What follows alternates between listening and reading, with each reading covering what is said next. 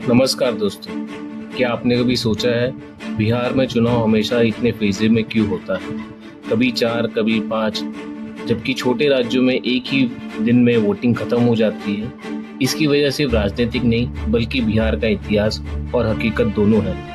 90 के दशकों में बिहार की चुनाव की पहचान थी बूथ कैप्चरिंग, हिंसा और दबाव। कई इलाकों में वोट डालने से पहले ही नतीजे तय हो जाते थे। इसलिए चुनाव आयोग फैसला लिया कि बिहार में चुनाव कई चरणों में होंगे, ताकि सुरक्षा बल हर जिलों में बारी बारी तैनात हो सके और हर वोटर अपना वोट डर के बिना डाल सके। लेकिन ये सिर्फ सुरक्षा की बात नहीं, इसमें राजनीति भी है। जब वोटिंग कई हफ्तों में होती है तो पार्टियां हर फेज में अपनी बातें बदलती है। पहले चरणों में वो टेस्ट राउंड की तरह इस्तेमाल करती है, देखती है कि जनता किस मुद्दे पे ज्यादा रिस्पॉन्स दे रही है। फिर अगले फेज में उसी हिसाब से भाषण और वादे बदल देती है।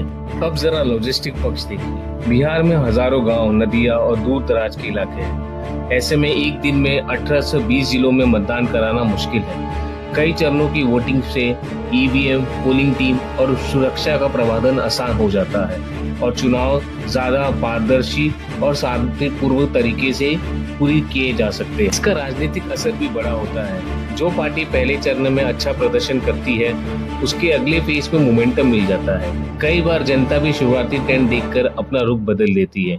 इसलिए मोदी, नीतीश या तेजस्वी जैसे नेता अंतिम चरण से पहले अपनी सबसे बड़ी रैलियां रखते हैं, ताकि लहर को अपनी तरफ मोड़ सके। तो अगली बार जब आप सुने कि बिहार में चुनाव चरणों में हो रहा है तो समझ लीजिए यह अवस्था नहीं बल्कि एक योजना है। सुरक्षा, निष्पक्षता और राजनीतिक रणनीति तीनों का मिला जुला नतीजा फेज वाइज वोटिंग है।